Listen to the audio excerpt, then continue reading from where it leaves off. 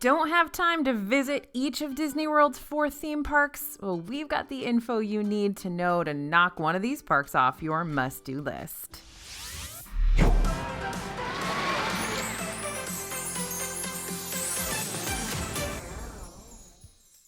Hey everybody, it's AJ for Disney Food Blog. Now maybe you've got a short weekend trip to Disney World coming up, or you know you need 3 full days to experience Star Wars and Hollywood Studios, and that doesn't leave enough time to visit Magic Kingdom, EPCOT, and Animal Kingdom too. Well, we're breaking down why you might want to skip these Disney parks and why you might still want to keep them on the itinerary. Now I know you think I'm crazy, right? You're like, AJ, you're going to tell me not to go to a park. Kind of. Yes and no. I'm going to give you the pros and cons. I'm going to give you the ups and downs of each of these parks so you can figure out if you need to skip one of them, which one makes sense for you to skip based on the kind of trip you want to have. Does that make sense? Okay, here we go. We're going to dive in. First up, Magic Kingdom. Now, it's very, very hard to recommend anybody skip Magic Kingdom, but again, some people want certain parts of their trip to happen and others don't mind as much if they don't ride Dumbo. Like some people are going to prioritize certain things that aren't in the Magic Kingdom. So, skip Magic Kingdom if you want live entertainment. Enchanted Tales with Belle, Monsters Inc. Laugh Floor, Mickey's Royal Friendship Fair stage show, none of those are happening right now, and we don't know when those live shows and experiences will be back. You will catch spontaneous character cavalcades and distance meet and greets in Magic Kingdom right now, but you're not going to find them on a schedule, so you're going to have to keep an ear out for those cavalcades and an eye out for characters around the park. Now, over at Disney Food Blog, we've pretty much told you where everything's going to happen and around when it's going to happen, but again, that stuff's not listed and Disney can change it up. Why are they doing that? Well, so that people don't gather in one space. That's the whole point. They don't want a bunch of people to be all in the same area. That's why they're not doing a specific parade at a specific time. So for safety reasons, they're keeping it a surprise. Now, you will be able to get some real interaction with those socially distanced stationary characters, though. We've spotted princesses and the evil stepsisters outside Princess Fairy Tale Hall, and the evil stepsisters are hilarious. The country bears are up there on the balconies in Frontierland. Buzz Lightyear and Stitch are on the Tomorrowland stage. Okay, and the Dapper Dans and Main Street Philharmonic are also around. They are indeed live entertainment. They're moving to avoid crowds gathering, so you won't be able to stop and watch them perform a full set. Sometimes the Dapper Dans do perform a full set up on the train station, so you can sort of stop and watch them there, but usually they're in a cavalcade going up and down. And unfortunately, the citizens of Main Street are also not around right now. So Magic Kingdom isn't the place to be if you're looking for live entertainment, though it is still harder to come by everywhere in Disney World, but there are some better options in other parks. Now, if you're trying to avoid crowds, Magic Kingdom might not be the right place for you. MK is small, and it's easily the most visibly crowded park with the most chances for encountering walls of people, bottlenecks, pinch points, all over the parks. Frontierland and Main Street are going to be the worst, especially when character cavalcades are rolling through. And then also back behind the castle, that little area between It's a Small World and the Haunted Mansion, sort of between the carousel and the Haunted Mansion. That area where Liberty Square morphs into Fantasyland, that's a big pinch point right there with the tangled bathrooms. Also, the Castle Hub can get crowded when people are taking photos or if Disney continues the nighttime projection show in lieu of those fireworks. We've seen more fireworks testing and surprise mini shows in Magic Kingdom than any other park, but just be aware the crowds will start to form because who can pass up any sort of fireworks, particularly when we haven't seen them in Disney since March. Now, why should you still visit Magic Kingdom? Well, it's the park you've got to go to in Disney World. Magic Kingdom is the icon. It's the one park you need to go to in order to say you really went to Disney World. You can make a plan to navigate the crowds by avoiding those character cavalcades and roaming musical performances. You can leave during the middle of the day when the crowds will be at their highest. There are ways to get around the major crowding downside of this park right now, and it's likely the last park you're going to really want to skip. All right, moving on to EPCOT. You're going to want to skip EPCOT if you loved interacting with cast members from around the world, because the Cultural Representatives program is on hold right now. This is a program that brings people from all of the countries represented in EPCOT to work in the different pavilions. You can talk to people from the country you're in, learn more about their culture, etc.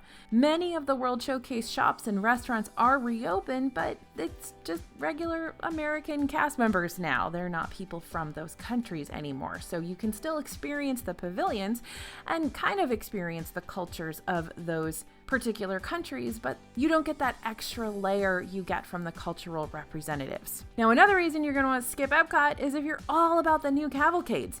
EPCOT does have cavalcades, or promenades as they're called in this park, but they're not nearly as frequent as the other parks. This doesn't feel that way. You'll see Mickey and the gang, some princesses, and Anna and Elsa, but they may not cruise through as often as they do in Magic Kingdom. There are also a few distanced meet and greets in EPCOT, but again, not as many as in the Magic Kingdom, and they're sometimes further away, meaning you won't have the same interaction with those characters. Winnie the Pooh and Joy are sometimes in the field over by the Imagination Pavilion, and you'll often see Mary Poppins in the gazebo in the UK Pavilion, Alice in the Tea Garden. When the park is a little less crowded, Anna and Elsa may greet guests from the Norway Pavilion rather than in their official promenade as well. But you should still visit EPCOT because the EPCOT festivals are still happening. So if festivals are a big deal for you, then don't make EPCOT your skip park.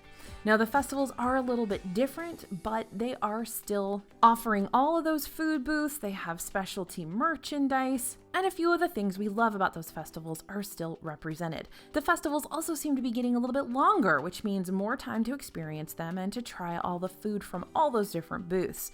Festival of the Arts is starting up on January 8th and it runs through February 22nd, followed by Flower and Garden Festival from March 3rd to July 5th. The Food and Wine Festival should start shortly after, with Festival of the Holidays right after that. We may have EPCOT festivals all year round in 2021. We'll have to wait and see. You may find there's a little more space to spread out in this park as well. From the perspective of crowds, EPCOT is of course going to be one of the larger parks. There's more area to spread out. And if you avoid festivals on the weekends when they're most crowded, then EPCOT has a lot of space to spread out with just a few spots that tend to get bottlenecked. All right, let's move on to Hollywood Studios. You're going to want to skip Hollywood Studios if, again, you're still not into crowds. Hollywood Studios is probably the most popular park right now. It's a small park as well, just like Magic Kingdom. And those park passes sell out fast for this park because people are trying to get on the new top rides, many of which are there in Hollywood Studios. So until EPCOT opens all of its new rides, Hollywood Studios is going to be the belle of the ball. Galaxy's Edge and Toy Story Land are going to both feel the most crowded here, but the park is small, so it could feel super crowded anywhere, and there aren't really too many places to sneak away for some in-park solitude. It's good to plan a sit-down meal where you can relax, take your mask off, enjoy some enforced social distancing and some AC. And if you want to have a spontaneous day, well, Rise of the Resistance ensures you got to plan ahead for your Hollywood Studios day. You must get a boarding pass or spot in line for a virtual queue before the park even opens, or try your luck later in the day when there are fewer available. And if you don't get one, you aren't riding. With FastPass gone, it's kind of nice to wing it when it comes to which ride you ride when. You just can't do that with Rise of the Resistance. No hopping in line just before park close here. The wait times for attractions in Hollywood Studios have regularly been longer than the other parks, so you'll need to strategize and prioritize your must-dos extra carefully. You won't be able to hop between rides quickly, and there are a lot of rides that will draw long lines in this park. Slinky Dog Dash, Mickey and Minnie's Runaway Railway, those are going to be long lines no matter what all day long. So a lot of your day here is going to be spent in line. If that's not your jam and you're like, you know what, I'll just wait until FastPass comes back before I ride those rides, then maybe Hollywood Studios is the park you want to skip this time around. But here's what's going to draw you to Hollywood Studios besides, of course, those big deal rides. You can catch some live entertainment here. The Frozen Sing-Along is one of the few stage shows that has returned to Disney World. If you're missing that live entertainment, this is the only park you're going to really find that sort of stage show in right now. And the other reason why you just have to go to Hollywood Studios no matter what is if you love Star Wars. There's no way around this one. You're going to Disney World to experience Star Wars. You may even want to schedule more than one day in Hollywood Studios to increase your chance chances of riding Rise of the Resistance. When we polled our readers, I think 77% of them said they didn't get on Rise of the Resistance. So you definitely want to give yourself as many possible opportunities to ride that ride, because it is real easy to not get a boarding group. So go to Hollywood Studios if you have to go to Star Wars Galaxy's Edge, or if you want the Frozen sing-along, that sort of live entertainment stage show experience. But skip it if you're the kind of person who'd rather have a spontaneous day and you don't want to stand in lines all day long for just 2 or 3 rides.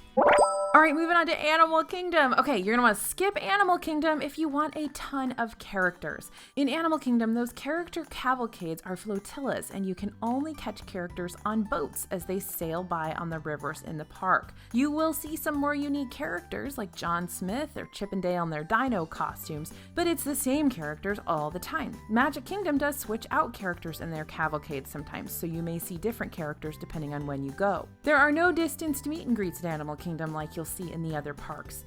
The Star Wars characters, by the way, are still on stages in Galaxy's Edge.